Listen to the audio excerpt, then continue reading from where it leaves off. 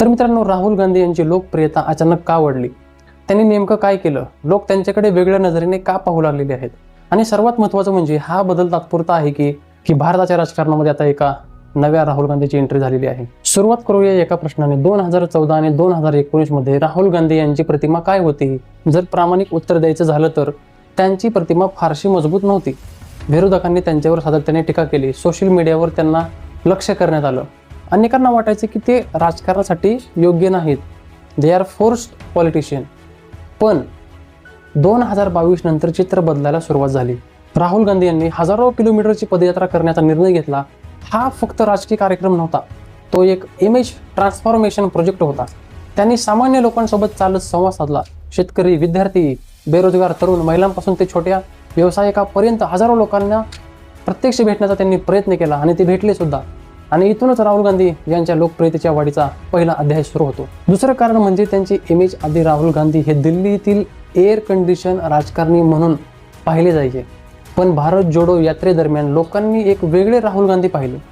पावसात चालणारे राहुल गांधी, ट्रक ड्रायव्हरसोबत गप्पा मारणारे राहुल गांधी, विद्यार्थ्यांसोबत बसून चर्चा करणारे राहुल गांधी आणि सामान्य माणसाच्या घरी जेवण करणारे राहुल गांधी. राजकारणात अनेकदा वास्तव्यापेक्षा प्रतिमा जास्त महत्त्वाची असते. भारतीय राजकारणात जेव्हा एखादा नेता खूप मजबूत असतो तेव्हा जनतेला त्याच्या समोर एक मजबूत पर्याय हवा असतो.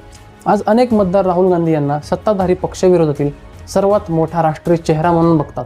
बेरोजगारी, पेपर लीक, आर्थिक विषमता, सामाजिक न्याय, जातीनिहाय जनगणना यासारख्या विषयावर राहुल गांधी सातत्याने बोलताना दिसतात. हे मुद्दे विशेषतः तरुण मतदाराशी संबंधित असतात. त्यामुळे सोशल मीडियावर त्यांच्या भाषणाचे क्लिप्स मोठ्या प्रमाणामध्ये आता व्हायरल होत आहेत. निवडणूक विश्लेषणामध्ये असं दिसून आलं की या यात्रांच्या मार्गावरील अनेक मतदारसंघांमध्ये विरोधी पक्षाच्या कामगिरीत सुधारणा झाली. काही सर्वेक्षणामध्ये लोकांनी असंही मत व्यक्त केले की या यात्रेमुळे राहुल गांधी यांच्या नेतृत्वाच्या प्रतिमेत सकारात्मक बदल दिसून आला. अर्थात याचा अर्थ असा नाही की प्रत्येक मतदार राहुल गांधी यांना पाठिंबा देतो, पण त्यांच्या प्रतिमेमध्ये झालेला बदल मात्र स्पष्ट आता दिसून सगळ्यांना येत आहे. राहुल गांधी लोकप्रिय झाले आहेत की काँग्रेस लोकप्रिय झाली आहे? या दोन्ही गोष्टी सारख्या नाहीत. एखादा नेता लोकप्रिय असू शकतो पण त्याचा पक्ष तितकाच मजबूत असेलच असं नाही.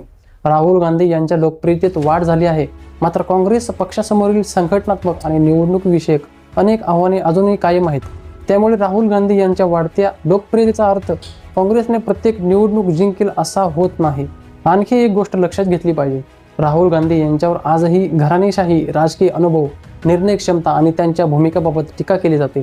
त्यांच्या लोकप्रियतेत वाढ झाली असली तरी त्यांच्याबद्दलची राजकीय मतभिन्नता अजूनही कायम आहे. त्यामुळे या विषयाकडे संतुलित नजरेने पाहणं खूप गरजेचं आहे. तर राहुल गांधी यांची लोकप्रियता अचानक वाढलेली नाही, ती अनेक वर्षाच्या राजकीय प्रवासाचा परिणाम आहे. पदयात्रा, लोकांशी थेट संवाद, बदललेली सार्वजनिक प्रतिमा, सोशल मीडिया उपस्थिती आणि विरोधी पक्षाच्या प्रमुख चेहऱ्याची भूमिका, या सर्व गोष्टींनी मिळून हा बदल घडवून आणलेला आहे. आजचा सर्वात मोठा प्रश्न हा नाही की राहुल गांधी लोकप्रिय झाले. खरा प्रश्न आहे की लोकप्रियता आगामी काळात राजकीय यशात रूपांतरित होणार का? तुम्हाला काय वाटतं? राहुल गांधी हे भारताच्या राजकारणातील पुढचे मोठे राष्ट्रीय नेते बनतील का? का ते 2029 मध्ये थेटच पंतप्रधान होतील? कमेंट करून नक्की सांगा. आणि असेच व्हिडिओ पाहण्यासाठी आपल्या व्हिडिओला प्लीज लाईक करा, चॅनलला सबस्क्राईब करा.